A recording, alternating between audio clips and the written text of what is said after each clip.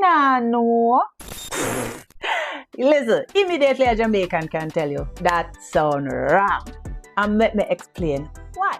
In Jamaican, nah and no can both translate to not in English, but they do different jobs in the Jamaican language. Nah is used for not going or not doing. It's about intention or action. Now, no is used for don't, doesn't, isn't. It negates states, habits, or facts. For example, me nah go on my bed. Or, me no know. Now here's the key new one. People go wrong using nah like the English don't. But nah does not mean don't in the Jamaican language. So ask yourself, am I talking about a decision or a state? If it's a decision or an intention, use nah. But if it's a state or a habit or knowing, then use no. No, get this right, and your Jamaican are going to instantly sound more natural.